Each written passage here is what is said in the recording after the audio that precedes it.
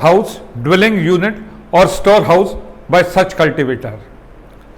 So there are three types of agricultural income: rent or revenue derived from the land which is situated in India and it is used for agricultural purposes. Then income derived from such land by the way of agricultural activities. What are the agricultural activities? The agricultural activities are tilling, sowing, etc. जैसे हम लोग खेतों में बीज बोते हैं, वो जो है उसको निकालते हैं, तो वो एग्रीकल्चरल एक्टिविटी हैं. तो ऐसी एक्टिविटी जो एग्रीकल्चरल एक्टिविटी है वो उसकी इनकम एग्जेम्प्ट है. और third type of income is income from farm house which is situated in the vicinity of such land. उस लैंड के आसपास होना चाहिए विच द कल्टिवेटर, जो किसान है, उसको चाहिए अपने घर के लिए, आउट हाउस के लिए या उसको स्टोरेज पर्पसेस के लिए. अब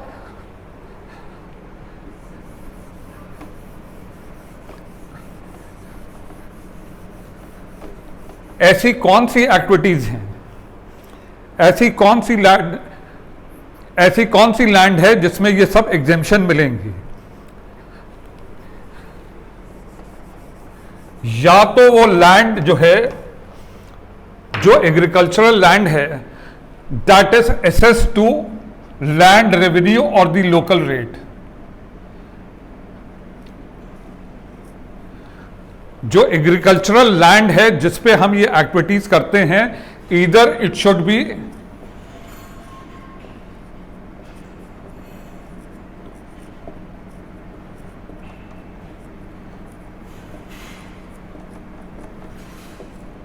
access to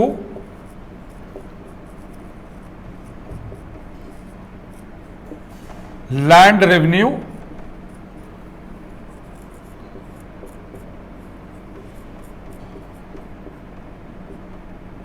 और local rate.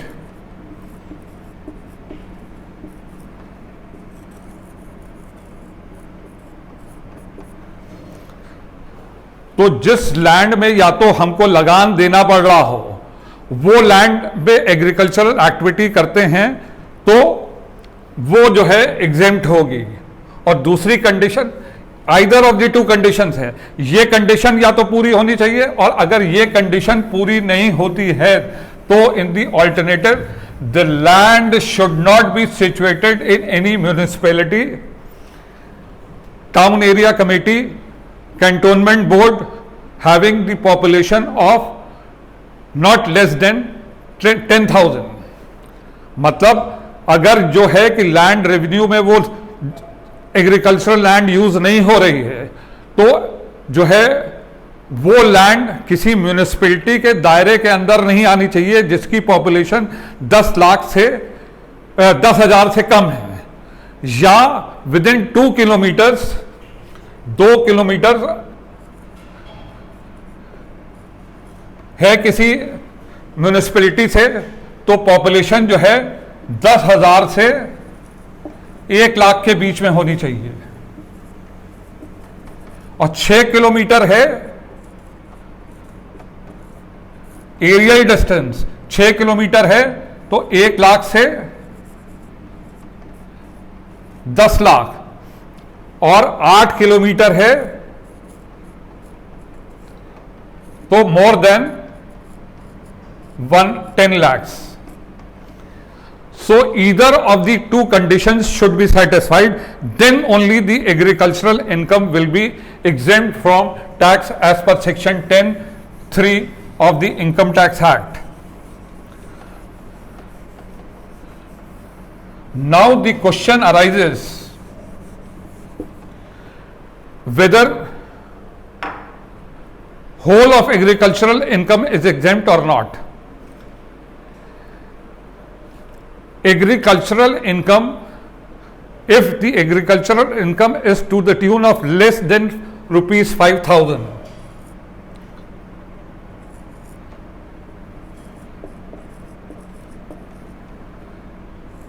then the whole is exempt. And if there is only agricultural income and no other income, that means there is no other non-agricultural income, then too the whole of agricultural income is exempt.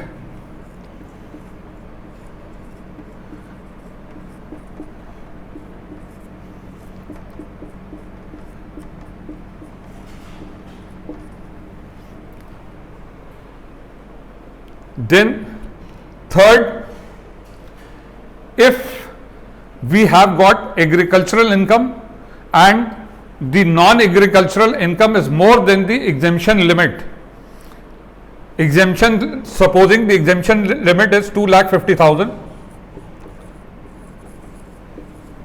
and the agricultural income is 1 lakh,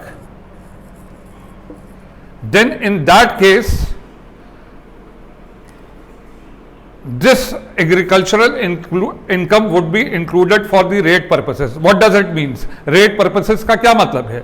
Rate purposes का मतलब ये है कि पहले total income आ जाएगी 3.5 लाख रुपए, 3.5 लाख रुपए के ऊपर हम लोग टैक्स निकाल लेंगे और फिर 1 लाख और 2.5 लाख पे फिर टैक्स निकाल लेंगे। ये एग्जाम्पल में, तो इस एग्जाम्पल में सपोजिंगली हम इसको 4,50,000 कर देते हैं इंस्टेड ऑफ 2.5 लाख, तो ये इनकम हो जाएगी हमारी 5.5 लाख। तो इसमें से 3.5 लाख पे टैक्स निकालेंगे और जो दोनों का टैक्स होगा उसको माइनस कर देंगे, तो ये रेट पर्पसेस के लिए जुड़ जाएगी। That means in the case of in the case where non-agricultural income is more than the exemption limit, then the agricultural income is added for the purposes of deriving the rate.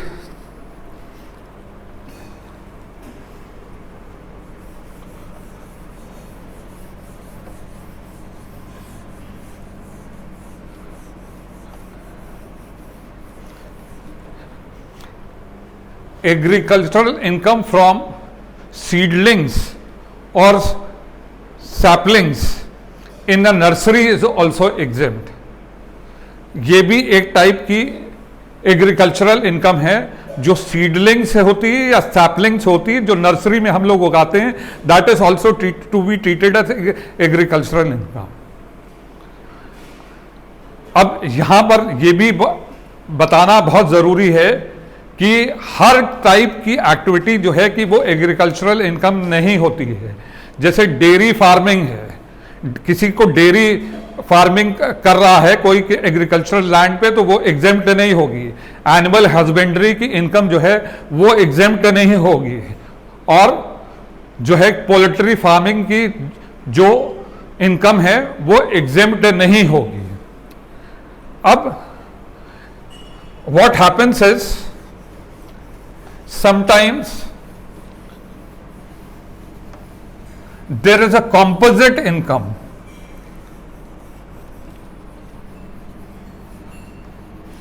which is derived by the cultivator. Supposing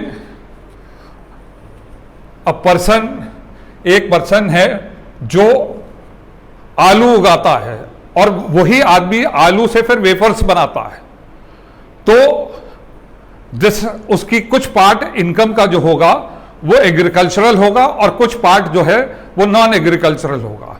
तो हम लोगों को क्या करना है, we have to disintegrate the composite income. तो उसको हमको जो है कि डिसइंटीग्रेट करना है।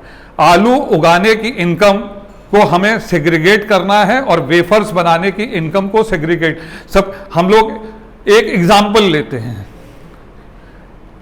और उस आलू की वैल्यू क्या ली जाएगी, उस आलू की वैल्यू वो ली जाएगी जो मार्केट रेट है उस दिन, जिस दिन वो आलू को वेफर्स में यूज करता है।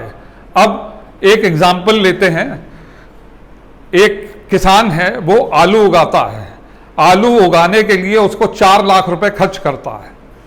अब 4 लाख रुपए खर्च करता है, जिस दिन वो अपने वेफर्स के लिए उसको डालता है, उन आलूओं को डालता है, तो उस दिन आलू की कीमत 5 लाख है, तो उसकी एग्रीकल्चरल इनकम कितनी होगी? 5 लाख माइनस 4 लाख,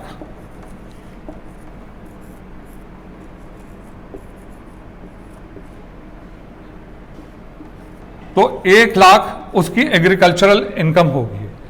अब this income will be treated as exempt, और सपोजिंगली उसको वो 10 लाख में वेफर्स को बेचता है, और मान लेते हैं कि उसका कोई और एक्सपेंस नहीं होता, तो 5 लाख रुपए उसकी नॉन एग्रीकल्चरल इनकम हो जाएगी। तो ये जो है, this is according to the rule 7 of the income tax rules. अब कॉम्पोजिट इनकम रबर प्लांट्स के केस में भी हो सकती है। वो रबर प्लांट्स के केस में जो भी इनकम हमारी लेटेक्स वगैरह से होती है, वो इनकम फ्रॉम बिजनेस मानी जाती है, और उसको माना जाता है कि 35% जो रिसीट्स हैं, 35% of the receipts will be treated as deemed to be the income. और ऐसे ही कॉफी प्लांटेशंस में 25% इनकम, 25% को डीम्ड इनकम माना जाएगा। अगर उस कॉफी जो हमने उगाई है उसको रोस्ट या उसमें कुछ चीज मिलाई नहीं है, अगर उसमें रोस्ट और ग्राउंड किया है उस कॉफी को, तो जो है, और चिकरी मिलाई है, तो तब इस इनकम को 45% माना जाएगा। और चाय के लिए when we grow tea, this income will be treated as 40%। तो ये अकॉर्डिंग टू रूल 7 है, 7A(b) of the income tax rules. तो this is what we mean to by agricultural income. So this is very important, because this is also one of the chapters in one of the topics under the basic concepts of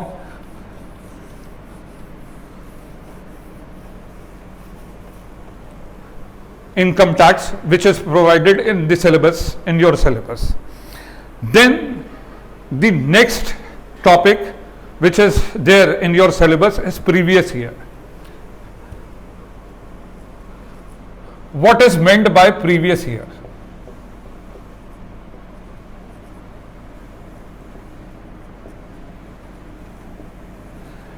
previous year का मतलब यह होता है कि 12 महीने immediately preceding the assessment year, 12 महीने immediately preceding, supposing the previous year is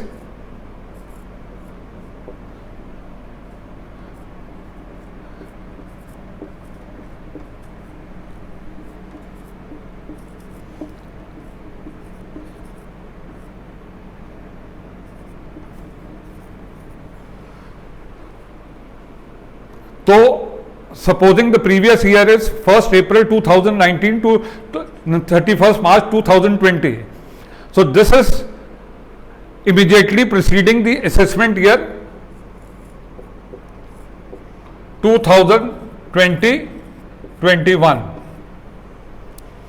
Up in the case of business which is newly set up, supposing we set up the business in September 2019, then in that case the previous year will be from September 2019 to 31st March 2020. In the case of newly business which is set up during the year, the previous year starts from the date of commencement and ends with the end of the financial year. Why this is done? Why there is a definition of previous year and assessment year? It will become very haphazard. Supposing if I earned income today and I have to pay the tax, or the income tax authorities have to assess that income also on the same very day.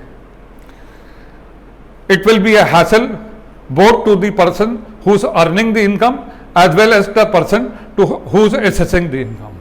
So what Income Tax Act has provided is that you earn whatever income you want. You can earn whatever income you want during the previous year. We will not assess you then. What we are going to do this thing, we are going to assess you in the assessment year. So therefore, all the income which is derived in the year 2019 and till 31st March 2020, that will be assessed in the assessment year 2020-21. So this is for the convenience purposes also, that this type of thing has been done.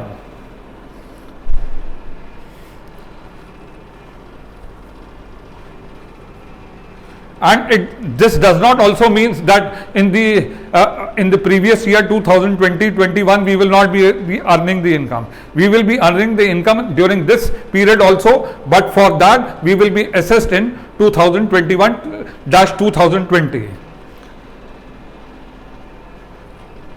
So this is the concept of previous year and assessment year which is provided in the Income Tax Act. And this is one of the concepts which we have to know. Then only we will be able to, supposing you earn any income in April 2020,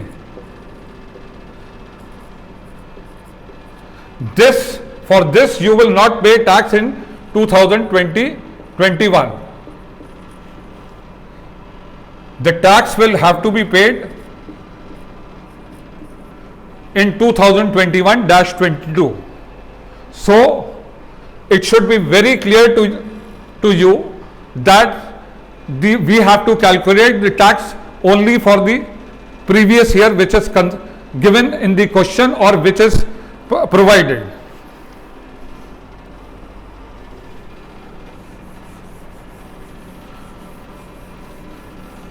Now the next concept which we are going to cover is person. As you all know,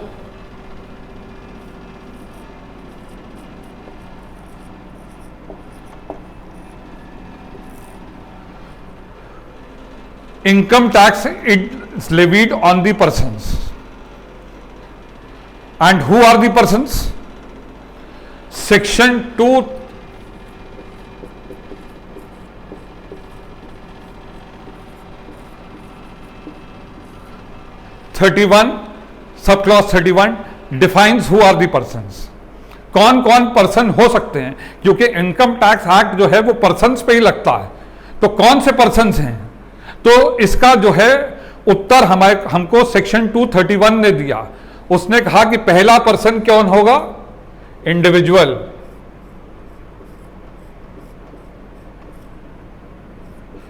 individual कौन होते हैं? हम, आप या कोई भी. Class का teacher भी हो सकता है, क्लास का स्टूडेंट भी इंडिविजुअल हो सकता है. कोई भी आदमी जो इंडिविजुअल है वो इंडिविजुअल होगा. और दूसरा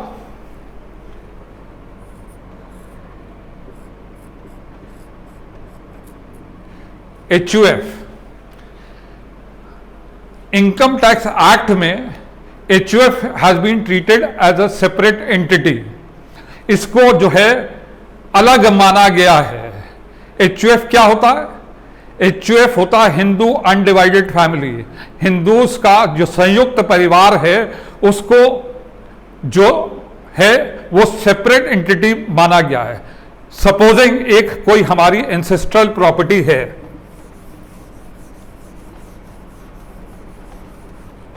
कोई एंसेस्ट्रल प्रॉपर्टी है, उसका रेंट हमारे एचयूएफ को आ रहा है,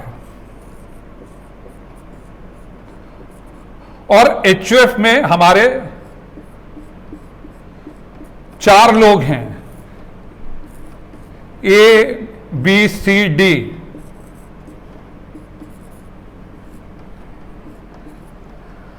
अब ये रेंट की इनकम एंसेस्ट्रल प्रॉपर्टी से जो हो रही है, ये किसके हाथ में टैक्स होगी?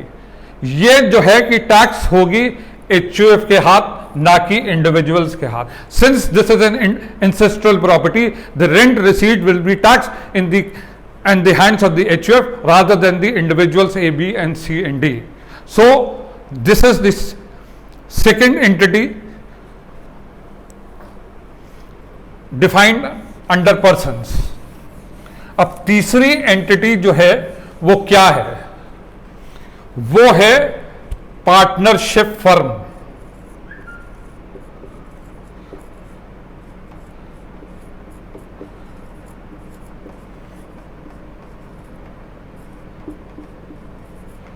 Including एलएलपीज।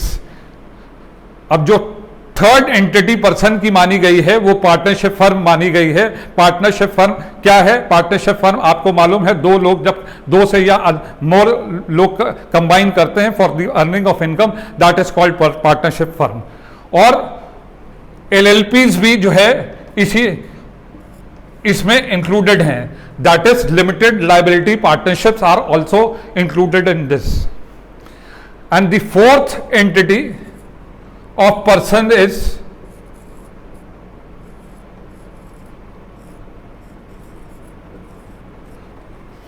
association of persons or body of individuals। जब 3-4 लोग एक साथ कंबाइन कर जाते हैं, इंडिविजुअल्स कंबाइन कर जाते हैं, तो उनको बोलते हैं एसोसिएशन ऑफ पर्सन्स। और जब एक इंडिविजुअल किसी पार्टनरशिप फर्म के साथ, एलएलपी के साथ कंबाइन करता है या और ज्यादा लोगों के साथ कंबाइन करता है, तो वो कहलाई जाती है बॉडी ऑफ इंडिविजुअल्स। तो एसोसिएशन ऑफ पर्सन्स और बॉडी ऑफ इंडिविजुअल्स जो है वो सेपरेट टैक्स एंटिटी है। और 5वां कंपनी।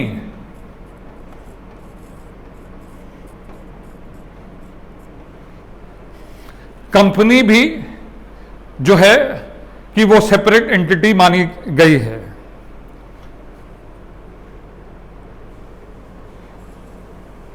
और छठा आर्टिफिशियल जुरिडिक्शनल पर्सन। अब आर्टिफिशियल जुरिडिक्शनल पर्सन कौन होता है? आर्टिफिशियल जुरिडिक्शनल पर्सन वो होता है जो भगवान है। तो इनकम टैक्स एक्ट ने किसी को नहीं छोड़ा, उन्होंने इवन भगवान को, एक भगवान की मूर्ति जो है उसको भी टैक्स लगाया और ये कहा कि ये एजीपी है, आर्टिफिशियल जुरिडिक्शनल पर्सन है, तो इसलिए इस पे भी टैक्स लगेगा। और 7वां local authorities.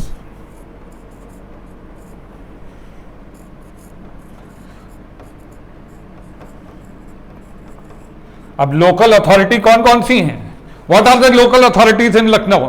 The local authorities which are in Lucknow are Lucknow municipal corporation, LDA, इन पे भी टैक्स लगेगा। ये गवर्नमेंट ऑर्गेनाइजेशंस हैं लेकिन फिर भी इन पे टैक्स लगेगा।